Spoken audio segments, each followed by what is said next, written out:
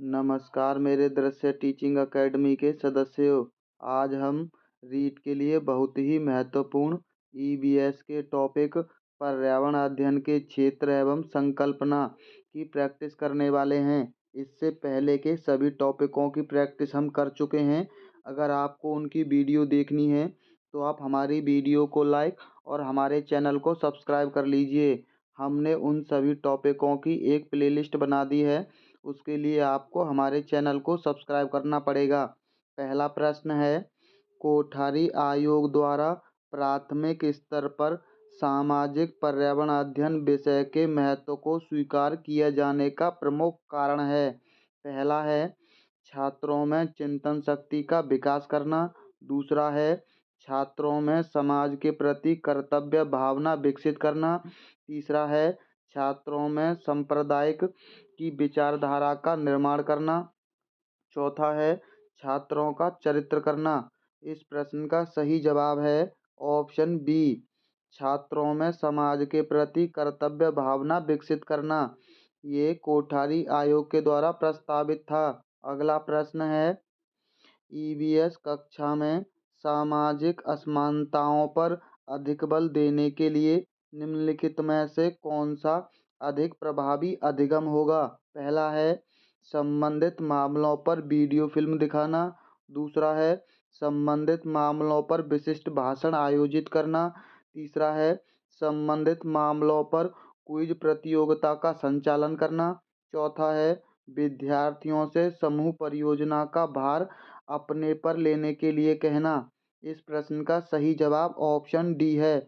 जब भी असमानताओं की बात होगी वहाँ समूह अधिगम सबसे महत्वपूर्ण होता है। विद्यार्थियों से समूह परियोजनाओं का भार अपने ऊपर लेने के लिए कहना ये उचित ऑप्शन है। अगला प्रश्न है, सामाजिक विज्ञान विषय कहते हैं। पहला है जिसकी विषय वस्तु का बौद्धिक स्तर उच्च होता है। दूसरा है जो विषय व्यावहारिक होता है। तीसरा है जो विषय बालकों के अध्ययन के लिए होता है। चौथा जिस विषय का क्षेत्र संकुचित होता है। इस प्रश्न का सही जवाब ऑप्शन बी है। जो विषय व्यावहारिक होता है उसे सामाजिक विज्ञान कहते हैं। अगला प्रश्न है, बालक के सर्वांगीण विकास के लिए भौतिक विज्ञान एवं जैविक पर्यावरण विषयों का अन्य विषयों से सहसंबंध होना चाहिए। पहला है छात्र संचित ज्ञान के लिए नए ज्ञान का संबंध जोड़ता है। बिल्कुल सही कथन है। छात्रों का दृष्टिकोण विस्तृत बन जाता है। ये भी सही कथन है। छात्र सभी विषयों को महत्वपूर्ण मानता है। ये भी बिल्कुल सही है। उपरोक्त सभी, इस प्रश्न का सही जवाब ऑप्शन डी है। उपरोक्त सभी छात्र संचित ज्ञान के लिए नए ज्ञान का संबंध जोड़ता है। ये बिल्कुल सही है। छात्रों का दृष्टिकोण विस्तृत बन जाता है। ये भी सही है। छात्र सभी विषयों को महत्वपूर्ण मानता है। ये भी सही कथन है। अगला प्रश्न है, सामाजिक विज्ञान में अध्ययन किया जाता है। पहला है राष्ट्रीय मूल्यों के अनुरूप को, वैश्विक मूल्यों के अनुरूप को, सामाजिक प्रत्याशी के अनुरूप को या उपर्युक्त सभी को। इस प्रश्न का सही जवाब ऑप्शन डी है। उपर्युक्त सभी को, राष्ट्रीय मूल्यों को, वैश्विक मूल्यों को और सामाजिक प्रत्याशी यानी व्यक्तिगत मूल्यों को। अगला प्रश्न है, सामाजिक अध्ययन की आवश्यकता है। पहला है तकनीकी भौतिकी के विकास हेतु। दूसरा प्रभावशाली नागरिकता के विकास हेतु। तीसरा सामाजिक विज्ञान की बढ़ती लोकप्रियता हेतु। इस प्रश्न का सही जवाब ऑप्शन बी है। प्रभावशाली नागरिकता के विकास हेतु सामाजिक अध्ययन की आवश्यकता पड़ती है।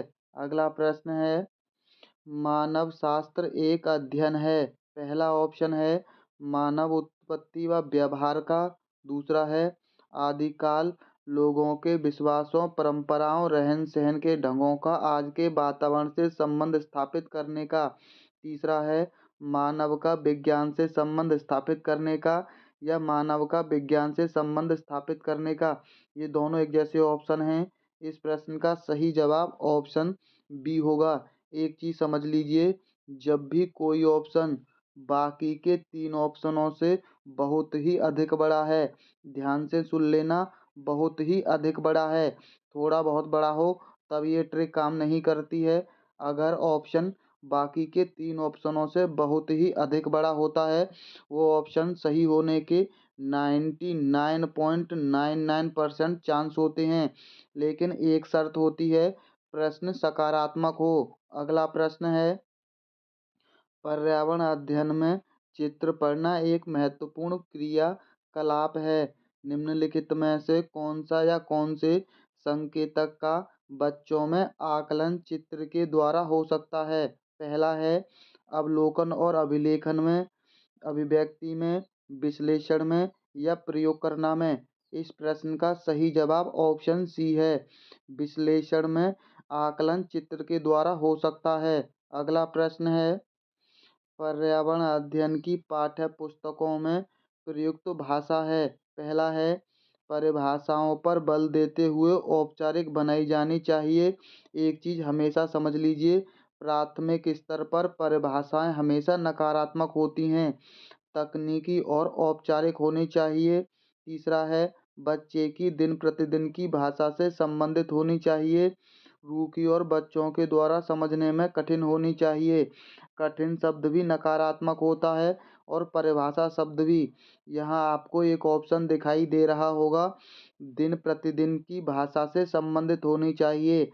जब भी हम अधिगम को बच्चों के घर के जीवन से जोड़ते हैं, वो ऑप्शन सबसे ज़्यादा सकारात्मक होता है शिक्षा के अंदर, यानी ऑप्शन सी सबसे ज़्यादा सकारात्मक है। अगर आपको कोई ऐसा ऑप्शन मिलता है जो बच्चों के अधिगम को उनके बाहर के जीवन से जोड़ता हुआ नज़र आता है, तो उसको आप आंखें बंद करके सही जवाब लगा दीजिए, अगर प्रश्न सकारात्मक पूछा गया है तो। अगला प्रश्न है, जब हम किसी भी समाज संबंधी विषय को विज्ञान के गुणों से आवेशित कर देते हैं तो उसे कहते हैं। पहला है कला विज्ञान, दूसरा समाज विज्ञान, तीसरा शुद्ध विज्ञान, चौथा पारलौकिक विज्ञान। इस प्रश्न का सही जवाब ऑप्शन बी है, समाज विज्ञान यानी सामाजिक विज्ञान। अगला प्रश्न है, निम्न में से कौन सा विषय सामाजिक पर्यावरण अध्ययन के अंतर्गत नहीं आता? पहला अर्थशास्त्र, दूसरा नागरिक शास्त्र, तीसरा भौतिक शास्त्र, चौथा इतिहास। इस प्रश्न का सही जवाब ऑप्शन सी है, भौतिक शास्त्र सामाजिक पर्यावरण अध्ययन के अंतर्गत नहीं आता है। अगला प्रश्न है, सामाजिक पर्यावरण अध्ययन शिक्षण में जो बात मुख्य रूप से दिखाई जाती है वह है, पहला है प्राकृतिक विकास, दूसरा सामाजिक आवश्यकताओं के अनुरूप व्यवहार, तीसरा संवेगात्मक विकास, चौथा शुद्ध पढ़ने लिखने व बोलने की स्वतंत्रता।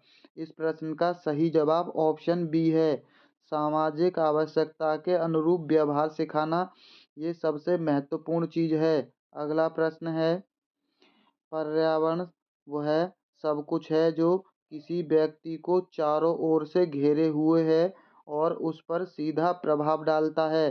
पर्यावरण की यह परिभाषा है।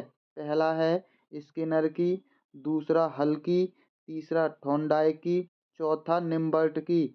इस प्रश्न का सही जवाब है ऑप्शन डी, निम्बर्ट की परिभाषा है। इसको याद रखने का सबसे बेस्ट तरीका है, आप लोगों ने नींबू तो देखा ही होगा, नींबू की आप पृथ्वी समझ लीजिए, यानी उसके चारों ओर से चीज़ें घिरे हुए होता है। अंदर जो सबसे महत्वपूर्ण चीज़ है उसको नींबू चारों तरफ से घेरे हुए होता है। नींबू से याद रख लीजिए, नींबू निम्बट यानी नींबू निम्बट और चारों ओर से घिरे हुए है, ये परिभाषा निम्बट की है। अगला प्रश्न है, भारत में सामाजिक अध्ययन विषय का प्रतिपादन किया। पहला है मुदालियर कमीशन ने, दूसरा यूनिवर्सिटी एजुकेशन ने, तीसरा हायर सेकेंडरी एजुकेशन कमीशन ने, चौथा राधाकृष्णन कमीशन ने। इस प्रश्न का सही जवाब है ऑप्शन डी, राधाकृष्ण कमीशन ने।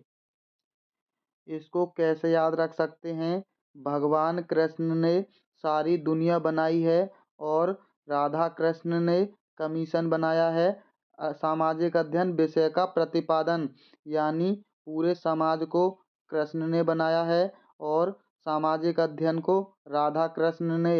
अगला प्रश्न है, प्राथमिक स्तर की ईवीएस पाठ्य पुस्तकों में कविताएं और कहानियों सम्मिलित करने का कारण है। पहला है विद्यार्थी में साहित्यिक रुचि विकसित करना। दूसरा, विषय के अधिगम में आमोद प्रमोद प्रदान करना। तीसरा है मूल संकल्पनाओं के अधिगम में वृद्धि करना। चौथा है विषय वस्तु को प्रस्तुत करने की नित्यचर्या और एक रास्ता में परिवर्तन। इस प्रश्न का सही जवाब है ऑप्शन बी, विषय के अधिगम में आमोद प्रमोद प्रदान करना। अगला प्रश्न है, पर्यावरण शिक्षा का उद्देश्य है। पहला है पर्यावरण की सुरक्षा तथा संरक्षण। दूसरा, पर्यावरण के संसाधनों का अधिकतम उपयोग। तीसरा, पर्यावरण के संसाधनों का न्यूनतम उपयोग, या इनमें से कोई नहीं। इस प्रश्न का सही जवाब ऑप्शन ए है, पर्यावरण की सुरक्षा एवं संरक्षण।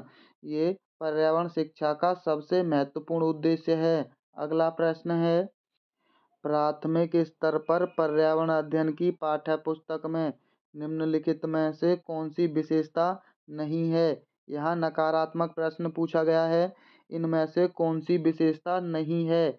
नहीं वाले प्रश्नों पर आपको विशेष करके ध्यान देना है। रीट के अंदर नहीं वाले सबसे अधिक प्रश्न पूछे जाते हैं। पहला है, यह शिक्षार्थी की वैविध्यपूर्ण पृष्ठभूमि की जरूरतों को पूरा करता है। बिल्कुल सही कथन है। यह वास्तविक कहानियों और घटनाओं को शामिल करती है। यह परिभाषाओं और अमूर्त अवधारणा की व्याख्या करने पर ध्यान केंद्रित करती है। यह प्राकृतिक और समाज सांस्कृतिक परिवेश को एकीकृत तरीके से प्रस्तुत करती है। अभी हमने थोड़ी देर पहले आपको बताया था, परिभाषा नकारात्मक शब्द होता है और व्याख्या, ये दोनों शब्द प्राथमिक स्तर पर नकारात्मक की श्रेणी में आते हैं। इसीलिए यहाँ पूछा है नकारात्मक प्रश्न, इसलिए इस प्रश्न का सही जवाब ऑप्शन सी होगा, क्योंकि ये नकारात्मक ऑप्शन है और प्रश्न भी नकारात्मक है। यह परिभाषाओं और अमूर्त अवधारणा की व्याख्या करने पर ध्यान केंद्रित करती है। ये गलत कथन है। अगला प्रश्न है, पर्यावरण अध्ययन के अधिगम का सिद्धांत कौन सा है। पहला है आवश्यकता का सिद्धांत। दूसरा, उपयोगिता का सिद्धांत। तीसरा, जीवन से संबंधित होने का सिद्धांत, या उपरोक्त सभी। इस प्रश्न का सही जवाब ऑप्शन डी है, उपरोक्त सभी। आवश्यकता का सिद्धांत, उपयोगिता का सिद्धांत, जीवन से संबंधित होने का सिद्धांत, ये तीनों सिद्धांत पर्यावरण अधिगम के सिद्धांत हैं। अगला प्रश्न है, पर्यावरणीय अध्ययन हर युग के लिए महत्वपूर्ण है क्योंकि इसमें पहला है भौतिक वातावरण की जानकारी बढ़ती है। दूसरा, प्रत्यक्ष एवं अप्रत्यक्ष रूप में मानव जीवन प्रभावित होता है। तीसरा है छात्र अपने पर्यावरण की निकटता से जानकारी प्राप्त करता है। मानव को विभिन्न सामाजिक संसाधनों की जानकारी प्राप्त होती है। इस प्रश्न का सही जवाब ऑप्शन बी है, प्रत्यक्ष एवं अप्रत्यक्ष रूप से मानव जीवन को प्रभावित करता है पर्यावरण अध्ययन। अगला प्रश्न है, सामाजिक पर्यावरणीय अध्ययन शिक्षण में भ्रमण का उद्देश्य होता है। पहला है मन बहलावा। दूसरा, विषय का स्पष्ट ज्ञान व समुदाय से संपर्क। तीसरा, शिक्षक का मार्गदर्शन प्राप्त करना। चौथा, उक्त सभी। इस प्रश्न का सही जवाब ऑप्शन बी है, विषय का स्पष्ट ज्ञान व समुदाय से संपर्क स्थापित करना। यहाँ उपरोक्त सभी इसलिए सही जवाब नहीं है क्योंकि हमें शिक्षा के अंदर मन बहलाने के लिए कोई कार्य नहीं करना है। ये नकारात्मक की श्रेणी में आता है। इसीलिए इस प्रश्न का सही जवाब उक्त सभी नहीं होगा। इसका सही जवाब ऑप्शन बी होगा, विषय का स्पष्ट ज्ञान व समुदाय से संपर्क। अगला प्रश्न है, निम्न में से कौन सी क्रिया विज्ञान शिक्षण में पाठ्य सामग्री है, सह सामग्री है। पहला है विज्ञान क्लब। दूसरा, श्रव्य दृश्य सामग्री। तीसरा, पाठ्य पुस्तक। चौथा, श्यामपट्ट। इस प्रश्न का सही जवाब ऑप्शन ए है, विज्ञान क्लब। अगर यहाँ विज्ञान शब्द ना दे रखा होता और प्रश्न पूछा गया होता, निम्न में से कौन सी क्रियात्मक शिक्षण में पाठ्य सह सामग्री है। तब इस प्रश्न का सही जवाब श्रव्य दृश्य सामग्री होता। श्रव्य दृश्य सामग्री अधिगम के लिए बहुत ही महत्वपूर्ण सामग्री है। लेकिन यहाँ प्रश्न विज्ञान शिक्षण के बारे में पूछा गया है, तब इस प्रश्न का सही जवाब ऑप्शन ए है, विज्ञान क्लब। अगला प्रश्न है, पर्यावरण अध्ययन शिक्षण के दौरान विद्यार्थियों की शैक्षिक उपलब्धियों को देखने के लिए निम्नलिखित में से किस आकलन सूचक का प्रयोग नहीं किया जाना चाहिए। ये भी प्रश्न नकारात्मक है। पहला है अवलोकन करना, दूसरा चर्चा करना, तीसरा प्रयोग करना, चौथा उपचारात्मक शिक्षण करना। इस प्रश्न का सही जवाब ऑप्शन डी है, उपचारात्मक शिक्षण करना। उपचारात्मक शिक्षण वहाँ होता है जब बच्चा कोई चीज़ सीखने में कठिनाई महसूस करता है। उस कठिनाई को दूर करने के लिए हम उपचारात्मक शिक्षण करते हैं। अगला प्रश्न है, आधुनिक युग में सामाजिक विज्ञान बालकों को तैयार करती है। पहला है पर्यावरणीय घटनाओं के लिए, ऐतिहासिक घटनाओं का, सामाजिक घटनाओं का, या वर्तमान संदर्भ में समग्र सामाजिक विज्ञान विषय वस्तु का। इस प्रश्न का सही जवाब है ऑप्शन डी, वर्तमान संदर्भ में समग्र सामाजिक विषय वस्तु का। अगला प्रश्न है, निम्नलिखित में से कौन सा एक पर्यावरण अध्ययन के संबंध में सत्य नहीं है। यहाँ भी नहीं वाला प्रश्न पूछा गया है। पहला है पर्यावरण अध्ययन वर्णों और परिभाषाओं पर बल देता है। यहाँ देख लीजिए, पहले ही ऑप्शन में आपको परिभाषा शब्द मिल गया और प्रश्न भी नकारात्मक है, तो इस प्रश्न का सही जवाब ऑप्शन ए हो गया, यानी परिभाषाएं नकारात्मक शब्द होती है, इसीलिए इस प्रश्न का सही जवाब ऑप्शन ए है। पर्यावरण अध्ययन की प्रकृति एकीकृत होती है, ये बिल्कुल सही है। पर्यावरण अध्ययन बाल केंद्रित अध्ययन है, ये भी बिल्कुल सही कथन है। पर्यावरण अध्ययन बच्चों को अपने परिवेश को खोजने का अवसर देता है, ये कथन भी सही है। बी, सी और डी ये तीनों कथन सही हैं पर्यावरण अध्ययन के बारे में। इस प्रश्न का सही जवाब ऑप्शन ए है। अगला प्रश्न है, प्राथमिक स्तर पर पर्यावरण अध्ययन के लिए कौन सी विधि प्रभावशाली होगी। पहला है योजना विधि, कहानी विधि, व्याख्यान विधि, वाद विवाद विधि। इस प्रश्न का सही जवाब है ऑप्शन बी, कहानी विधि सबसे प्रभावी विधि होगी। अगला प्रश्न है, प्राथमिक स्तर पर पर्यावरण अध्ययन में मानव समुदाय सीखने सिखाने का एक महत्वपूर्ण संसाधन है, क्योंकि पहला है यह वास्तविक स्थितियों में सीखने के अवसर उपलब्ध कराता है, दूसरा यह आसानी से उपलब्ध होने वाला संसाधन है, तीसरा इसमें समझदार और बुजुर्ग व्यक्ति होते हैं, चौथा उपरोक्त सभी अवसर प्राप्त होते हैं। इस प्रश्न का सही जवाब ऑप्शन डी है, उपरोक्त सभी अवसर प्राप्त होते हैं। वास्तविक स्थितियों से सीखने के अवसर मिलते हैं, ये तो सबसे ज़्यादा सकारात्मक चीज़ है। यह आसानी से उपलब्ध होने वाला संसाधन है, ये भी सकारात्मक है। इसमें समझदार और बुजुर्ग व्यक्ति शामिल होते हैं, ये भी बिल्कुल सही है। अगला प्रश्न है, विज्ञान पाठ्यक्रम की प्रक्रियात्मक वैधता के मापदंड की अपेक्षा है कि पहला है विज्ञान को एक ऐसे विशेष विषय के रूप में पढ़ाया जाना चाहिए जिसकी अनूठी विशेषताएं हों, दूसरा विज्ञान को मूल्यों से मुक्त सामाजिक सरोकार से अप्रभावित विषय के रूप में प्रस्तुत किया जाना चाहिए, तीसरा है शिक्षार्थियों को विभिन्न प्राकृतिक प्रक्रियाओं से सुपरिचित कराया जाना चाहिए, चौथा है शिक्षार्थी को ऐसी प्रक्रियाओं में व्यस्त रखना जाना चाहिए जो वैज्ञानिक सोच को पैदा करने की दिशा में ले जाती है। इस प्रश्न का सही जवाब ऑप्शन डी है, विज्ञान हमेशा वैज्ञानिक सोच पैदा करने के लिए होती है।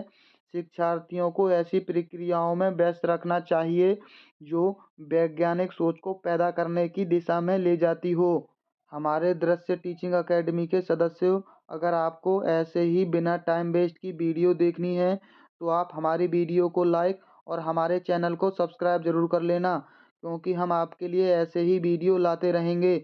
और जिसको भी संपूर्ण टॉपिक की वीडियो देखनी है वो हमारी वीडियो को लाइक और चैनल को सब्सक्राइब ज़रूर कर ले, क्योंकि हम बहुत जल्द संपूर्ण टॉपिकों को एक ही वीडियो में लेकर आने वाले हैं। इसके लिए आप हमारे चैनल को सब्सक्राइब ज़रूर कर लेना। तो चलिए मिलते हैं बहुत जल्द अगली वीडियो में। वीडियो देखने के लिए बहुत बहुत धन्यवाद।